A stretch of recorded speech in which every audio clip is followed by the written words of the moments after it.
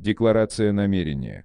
До сих пор мы говорили лишь о том, как освободиться от маятника и не поддаваться его влиянию. А есть ли возможность получить от него хоть какую-то пользу? Вообще любая мечта в конечном итоге реализуется с помощью маятников. Ведь все мы живем и работаем в тех или иных структурах, и никуда от этого факта не денешься.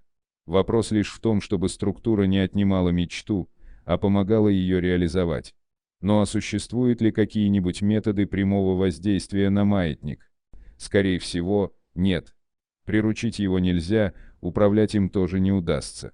Однако использовать свойства маятника в своих интересах все-таки можно. Вам не приходило в голову, почему люди произносят тосты, сидя в компании за столом? Существует ли здесь какой-то практический смысл, или же это чисто символический ритуал? Оказывается, вовсе не даром. Народная мудрость порой рождает обычаи, похожие на бессмысленные предрассудки. Но люди неосознанно следуют устоявшимся правилам, не подозревая о том, что правила эти являются своего рода приемами управления реальностью. Дело в том, что алкогольные напитки, как было показано выше, представляют собой энергетический кредит. Свободная энергия получает дополнительную подпитку и поднимается на ступень выше. А поскольку это есть не что иное, как энергия воли, то в зависимости от того, куда эта воля направлена, получается и соответствующий результат. Например, если пить с горя, реальность провалится в еще более черную яму. Когда же пьют с радости, тогда и поводов для веселья прибавится.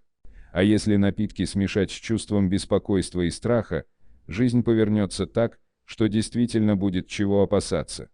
То же получится и во всех прочих случаях.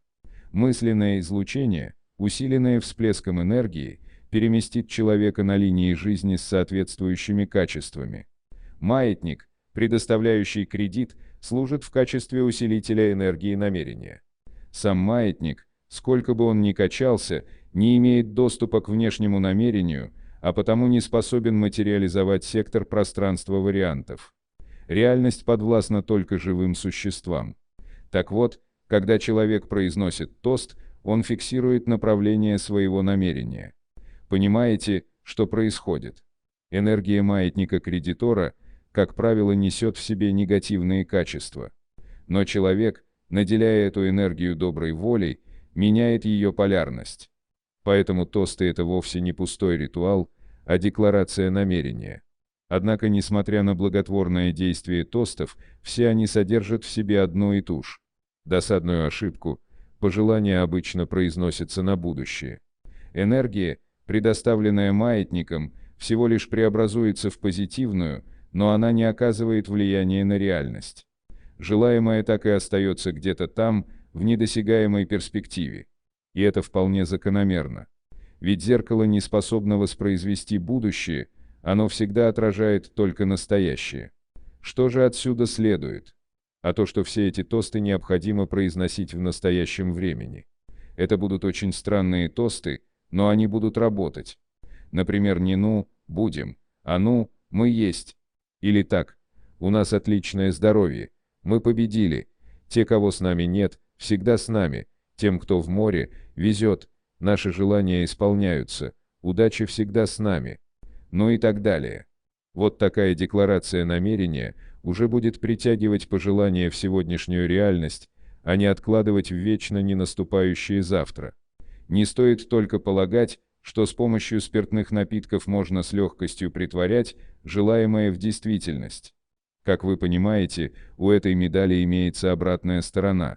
Чем больше кредит, тем выше проценты, не говоря уже о том, что с увеличением судной задолженности сознания, а значит, и намерение человека смещается в область пространства вариантов, неадекватную реальности. О том, чтобы проводить подобные манипуляции с наркотиками, и речи быть не может. Преобразовать негативную энергию маятника в позитивную не всегда и не каждому под силу. На том же принципе основано действие черной магии. Злой колдун взывает к темным силам, чтобы использовать их энергию для усиления своего враждебного намерения. Но вообще, брать кредит у маятника во всех отношениях невыгодно. Однако если вы все-таки это делаете, необходимо придерживаться правила: Когда висишь у маятника на крючке, думай лишь о хорошем. Взять хотя бы маятник трансерфинга. Вреда он вам безусловно не принесет, зато декларация намерения может заметно повысить его эффективность. Всякий раз, когда встречаетесь с информацией о трансерфинге, напоминайте себе, что он помогает вам в достижении целей. Такая фиксация намерения четко направляет вектор течения вариантов туда, куда нужно. С любым другим маятником, даже не имеющим никакого отношения к вашей жизни, следует поступать подобным же образом. Например, во время просмотра телевизионного сериала или шоу вы, так или иначе, обмениваетесь энергией с маятником. Наблюдая за действием, держите наготове целевой слайд, то есть картину того, что желаете получить. В потоке информации всегда можно найти зацепку, имеющую хоть малейшее отношение к вашей цели. Например, увидев, как герои сериала разъезжают на шикарной машине, тут же констатируйте тот факт, что собираетесь купить себе нечто подобное. Ни в коем случае нельзя думать о плохом в момент получения кредита. Тревожные размышления, гнетущие проблемы, уныние, страх – все это будет усилено добавочной энергией. Примеры можно привести такие. Во время перекура думайте о предстоящем успехе, как будто он уже в кармане. Или, допустим, реклама призывает вас насладиться ароматом кофе. Лучше в это время насладитесь своей удачей, которая всегда с вами, что бы ни происходило. Ведь вы не забыли о принципе координации намерения. Например, в моменты, когда вы курите или пьете кофе, вместо того, чтобы расточительно пускать мысли на самотек, декларируйте намерение. Все дела идут просто великолепно, потому что я своим намерением формирую свою реальность. И я знаю, как это делать. По этому же самому принципу устраиваются и чайные церемонии. Молитва перед едой и посвящение пищи Богу также вошли в традиции многих народов. Однако, отдав должное Богу, не нужно забывать и о себе. Если вы будете себя кормить с любовью и заботой, приговаривая нечто вроде «кушай, кушай, мой хороший, поправляйся», то эффект может быть достигнут, совершенно невероятный и неожиданный. Очень возможно, что исчезнут некоторые болезни. Организм сначала удивится, а потом обрадуется и расцветет, как цветок, за которым нежно и заботливо ухаживают. Главное – обслуживать себя с искренним участием, любовью и словами типа «сам себя не покормишь, никто тебя не покормит». Такая декларация обладает огромной силой. Если раньше вы относились к себе равнодушно или с неприязнью, тогда подобный ритуал вскоре повлечет за собой разительные перемены. Не верите – проверяйте. В свете всего изложенного может показаться, что декларацию намерения можно использовать в играх с такими коварными маятниками, как биржа, казино, тотализатор. В принципе, почему бы и нет? Вероятность успеха повысится, если в момент вложения денег, а также в ходе игры крутить слайд безусловного выигрыша. Сделать это непросто, но возможно.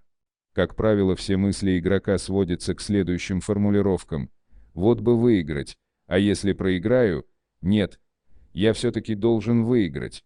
На этот раз мне повезет. Так вот, это все не годится. Здесь и желание, и размышления о том, как выиграть, и боязнь неудачи, и надежда на успех. Любые рассуждения, эмоции, и в том числе надежду на успех, нужно отбросить. Должна остаться лишь безусловная и бесстрастная решимость иметь выигрыш. Я победитель, вот какой должна быть декларация, причем безо всяких причин, условий и восклицательных знаков. Если вам удастся достичь этого состояния, бесстрастной и безусловной решимости иметь, шансы на успех резко поднимутся вверх. Правда, это еще не все. В одной и той же игровой сессии можно добиться успеха 1, 2, 3 раза. Но вечно так продолжаться не может, потому что любой человек остается человеком, и постоянно поддерживать безупречно низкий уровень важности ему не удастся. Любая азартная игра – это энергетический кредит, который может незаметно превратиться в индуцированный переход с печальным финалом. Впрочем, данные вопросы подробней рассмотрены в первой книге трансерфинга, поэтому не будем на них останавливаться. Можно сказать, есть лишь один способ избежать выплаты процентов по кредиту: вовремя выйти из игры. И не просто выйти, а полностью освободиться от малейшей связи с маятником, погасить излучение мыслей на его частоте. Другими словами, надо на некоторый промежуток времени переключить внимание на что-то другое, а об игре даже не вспоминать. Только так, прекратив качаться вместе с маятником, можно спастись от воронки индуцированного перехода. После того, как связь полностью разорвана, можно начинать новую сессию игры. Но вообще, игра с маятником очень опасна и непредсказуема, потому что ни один человек не обладает необходимой для этого бесстрастной решимостью иметь. В сущности, это даже не игра, а танец с тенью. Маятник — это невидимая, холодная и безжалостная тень. Он не обладает осознанностью и не имеет намерения. У него нет души и разума, противостояние которых рождает чувства, порывы, слабости. Вы никогда не сможете его переиграть, как не сможете обогнать свою тень. Он бесстрастно следит за вашими метаниями, зная, что вам никуда не деться. Эту тень победить в борьбе невозможно, а играть с ней нет смысла. Что же делать? Нужно либо отказаться от опасной игры, либо затеять свою, с тем, чтобы стать фаворитом маятника. Вот что имеет смысл. Пытаясь выиграть у маятника, человек гоняется за тенью. Все устремления к выигрышу и сопутствующие переживания подчинены внутреннему намерению, а оно всегда слепо ведет к тому, что находится прямо перед носом, не видя ничего вокруг. С целью прекращения этой бесполезной гонки необходимо остановиться, оглядеться и начать самостоятельное движение. Вот тогда роли поменяются, не человек будет гнаться за маятником, а маятник станет следовать за человеком. Тот, кто откажется от узколобого внутреннего намерения, станет хозяином игры, ведущим в этих танцах с тенями. Для того, чтобы инициировать свою игру, необходимо позволить себе быть собой. Ваша игра – это формирование собственной реальности по своему усмотрению. Вы это можете. Требуется всего лишь взять себе такую привилегию. Свои привилегии раздаете или отнимаете только вы сами. Нужно это понять. Однако позволить себе быть ведущим – это еще не все. Звезды рождаются самостоятельно, но зажигают их маятники. Будь у вас хоть 7 пядей во лбу, создайте вы совершенно потрясающий шедевр, никто о нем не узнает, если вас не подберет какой-нибудь сильный маятник. Каким бы великолепным ни было творение, оно не станет популярным только по этой причине. В культуре, науке и искусстве выдающиеся творения становятся предметом интереса широкой публики только в том случае, если возникает новый маятник или это выгодно старому. Для того, чтобы стать звездой в сфере своей деятельности, необходимо уметь использовать свойства маятника. Вы никогда не задумывались над тем, почему произведения, которые имели огромную популярность когда-то в прошлом, больше не пользуются успехом, несмотря на то, что сохранили свои выдающиеся качества. Есть множество культурных достижений, великолепные свойства которых могли бы удовлетворить любым современным потребностям. Но в наше время эти достижения не пользуются спросом, потому что их маятники, блиставшие в прошлом, почти или совсем угасли. Популярность и мода создаются именно маятниками. Иначе с чего бы это вдруг большая масса людей стала одновременно увлекаться одним и тем же предметом? Рассмотрим феномен моды на примере двух таких грандиозных групп, как Битлз и Абба. И те, и другие добились общемирового признания не потому, что создали нечто принципиально новое и особо выдающееся. Все, что они делали, было уже не ново.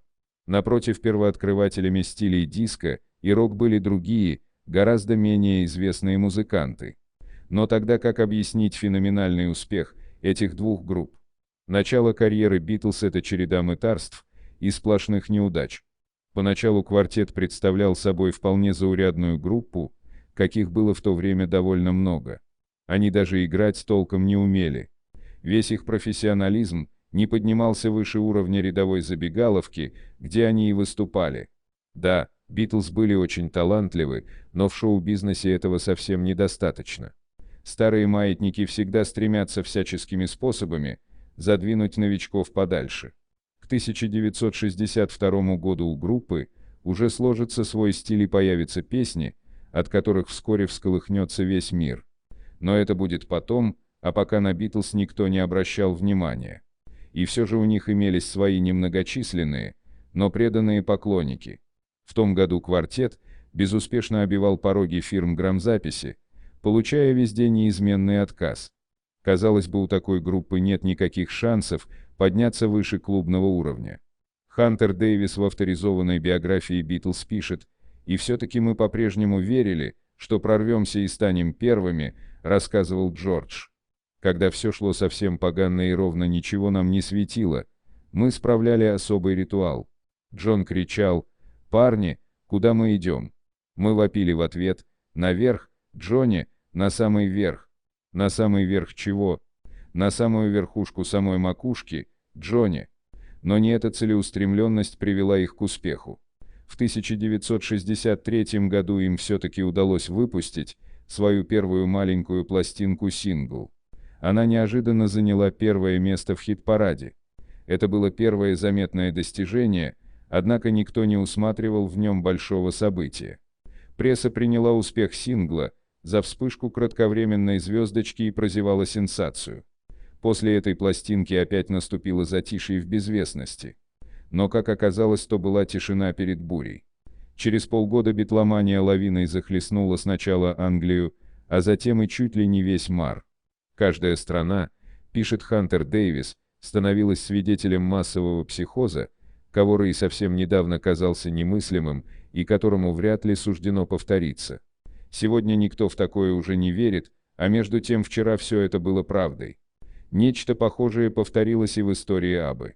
В 1972 году этот блистательный квартет не сумел даже пройти отборочный тур на участие в конкурсе Евровидения.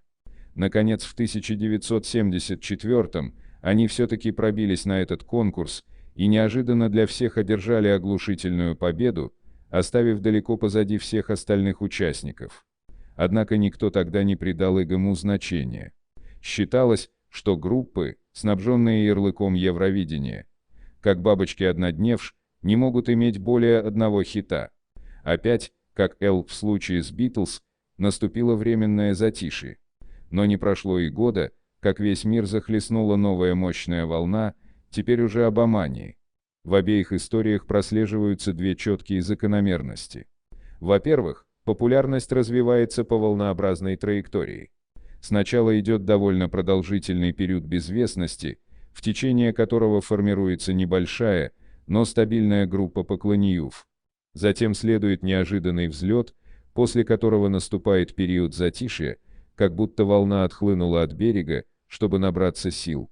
И, наконец, вслед за периодом, в течение которого ничего не происходит, внезапно обрушивается мощный вал оглушительного успеха. Популярность может держаться некоторое время на высоком уровне, но потом волна неизбежно угасает, поскольку появляются новые маятники, которые оттесняют прежние на задний план. Самая же интересная закономерность заключается в том, что произведения, которые впоследствии становятся блистательными хитами, в течение первого периода безвестности просто не воспринимаются. Их слушают, но не обращают внимания. И вот потом вдруг наступает момент, когда эти же вещи начинают производить совсем другое, необычное впечатление какой-то особой новизны, неповторимости. Звучание приобретает оттенок чего-то очень стильного и модного. И все одновременно непостижимым образом приходят к единству в том, что это просто здорово. Но откуда берется это всеобщее ощущение новизны и стильности? Ведь у Битлз уже в 1962 году звучание было битловское, почему же никто не обращал внимания? А почему никто не воспринимал Аббу в 1972 году? Ведь их песни были те же, с чего это вдруг именно в 1975 они всех так взбудоражили. Объясняется это тем, что каждая эпоха имеет свое характерное качество, звучание, оттенок или другими словами харизму. Однако новая эпоха не наступает, сама по себе она притягивается намерением людей, как облако в пространстве вариантов. А маятник стабилизирует это коллективное намерение. Сначала образуется небольшая группа поклонников. Каждый из них излучает мысли на частоте «мне это нравится». Рождается маятник, который соединяет и синхронизирует мысли почитателей в одном направлении «нам это нравится». В пространстве вариантов, где, как известно, есть все, существует определенная область секторов с одним общим качеством «это всем нравится». Коллективное намерение первой группы поклонников направляет движение материальной реализации в сторону этой области. В результате через некоторое время реальность приобретает оттенок новой эпохи. Поклонников становится все больше, и маятник набирает силу. Наконец, коллективное намерение превышает некую критическую массу, и облако с харизмой новой эпохи охватывает всю материальную реальность. Вот это облако, притянутое объединенным намерением приверженцев маятника, и создает особую харизму нового времени. Теперь, зная механизм возникновения новых веяний, вы можете смело, без оглядки на весь остальной мир, воспользоваться своей законной привилегией быть собой. Только так можно реализовать свой шанс, заявить всему миру о своей неповторимой индивидуальности. Маятники не терпят уникальных личностей, они будут вынуждены сделать из вас звезду. Перестаньте гоняться за тенью, начните двигаться самостоятельно, и тогда маятникам ничего не останется, как следовать за вами. Вы сами способны стать законодателем моды, поскольку свойства вашей души уникальны, а в пространстве вариантов уже приготовлено индивидуальное облако класса люкс, оно ждет вас. Провозгласите же декларацию своего намерения.